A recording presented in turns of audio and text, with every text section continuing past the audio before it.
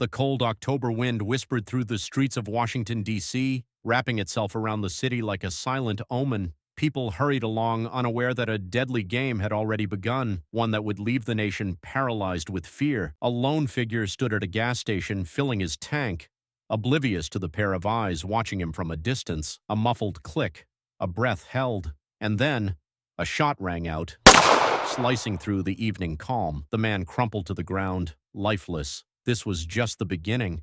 John Allen Muhammad had spent years perfecting his craft. A former U.S. Army sniper, he knew the patience, precision, and silence that death demanded. Alongside him, a young protege, Lee Boyd Malvo, watched and learned. Their partnership was not one of equals. It was of control and manipulation.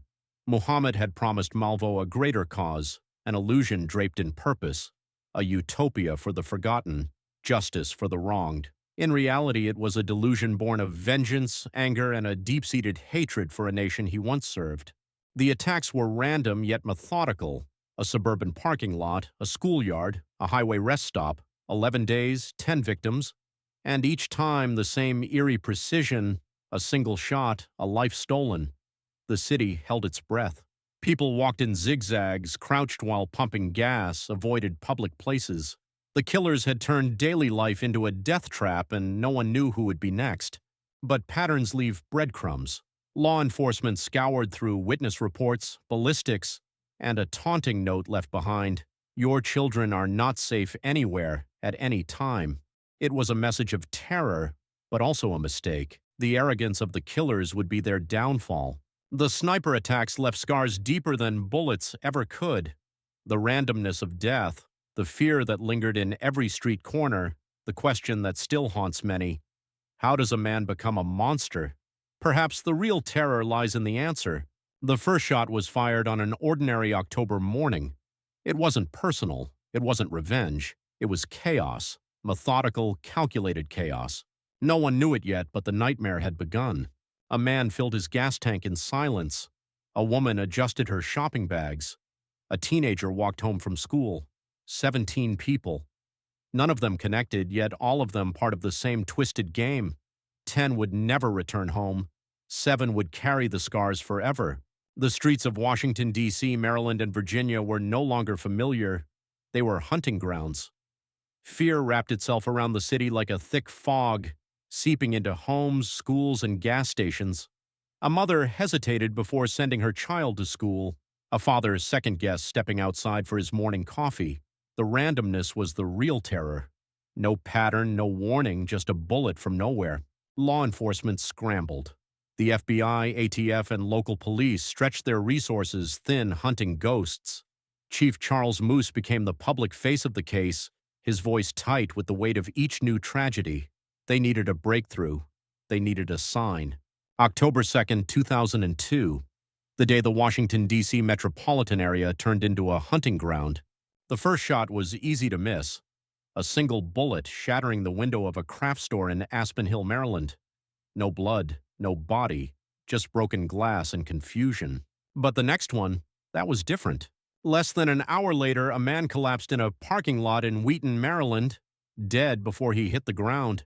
By the time authorities connected the two incidents, the body count had already started climbing. October 2nd, 2002, the day the Washington, D.C. metropolitan area turned into a hunting ground. Nobody knew where the next shot would come from. A gas station, a shopping mall, a schoolyard. The randomness was the real terror. The killers didn't discriminate. Old, young, rich, poor. They picked their victims like whispers in the wind, leaving nothing behind but shell casings and fear. By October 3rd, the death toll had reached 7. The police had theories but no suspects. The FBI, ATF, and local law enforcement scrambled to piece together the chaos, but the killers were ghosts. No footprints, no faces, just a bullet that came from nowhere. For 3 weeks, the city held its breath. Parents kept their children inside. Commuters zigzagged through parking lots, praying they weren't next. Every shadow looked like a gun barrel. FBI analysts pored over crime scene maps. Where would they strike next? A gas station? A school? The randomness made it worse. Anyone could be next. The capital, a city built on control, was suddenly powerless, and the killers were still out there, watching, waiting. An hour later, James Martin lay dead in a grocery store parking lot. Still, no one saw the pattern. By the next evening, 5 more people had been gunned down. No witnesses, no demands, just bodies hitting the pavement, random and ruthless. The bullets told a story, a silent, deadly message carved into metal, waiting for someone to read it. When the Beltway sniper attacks began in October 2002, law enforcement had little to go on. No witnesses, no motive, just bodies dropping without warning. But there was one clue left behind at every scene: the bullets. Forensic analysts collected bullet fragments and cartridge casings from multiple crime scenes. Each bullet held a fingerprint, not one of skin and sweat, but of steel and fire. Gun barrels leave unique rifling marks on every bullet fired. The grooves twist left or right, forming a pattern as distinctive as a signature. No 2 guns mark a bullet in the exact same way. Using a comparison microscope, analysts lined up bullets from different crime scenes. The evidence was chilling. The same weapon had fired them all. Class characteristics, bullet caliber, casing dimensions, narrowed down the type of weapon. But it was the individual characteristics, tiny imperfections inside the gun barrel, that made the match undeniable. Police scrambled for clues. There was no clear pattern, no apparent motive. Witnesses reported hearing a faint pop, but no one ever saw the shooter. The bullets were coming from long range. It was a ghostly assassin. On October 17th, police found a message at a shooting scene. The sniper demanded $10 million to stop the attacks. But then came the crucial breakthrough, a call to the tip line. Someone claimed the attacks might be connected to a previous shooting in Alabama. That shooting had one key piece of evidence: a fingerprint. The print matched a name, Lee Boyd Malvo, a 17-year-old linked to John Allen Muhammad, a Gulf War veteran. Muhammad had a criminal record, and investigators quickly discovered he owned a blue 1990 Chevrolet Caprice. Witnesses had reported a similar car near some of the shooting locations. October 24th, a rest stop in Myersville, Maryland. Acting on a tip, police found the blue Chevrolet Caprice. Inside, they discovered John Allen Muhammad and Lee Boyd Malvo sleeping. In the trunk, officers uncovered the murder weapon, a Bushmaster 223 rifle. But that wasn't all. The car had been modified with a small hole in the trunk, allowing the shooter to fire undetected. The sniper's nest had been hiding in plain sight all along. The trial of John Allen Muhammad and Lee Boyd Malvo became one of the most high-profile cases in U.S. history. Prosecutors presented overwhelming evidence, including ballistics reports, Malvo's confessions, and the recovered sniper rifle. Malvo, being a minor, was tried separately.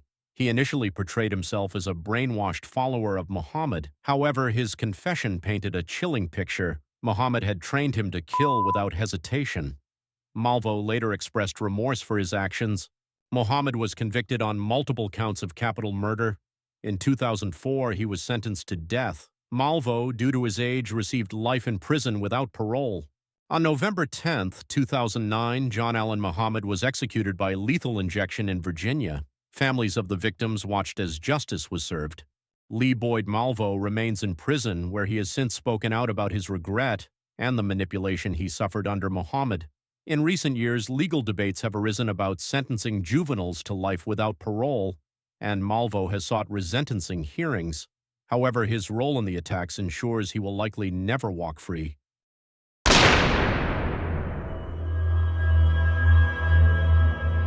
Justice isn't always swift, the truth isn't always clear, but every story leaves behind a trail waiting to be uncovered.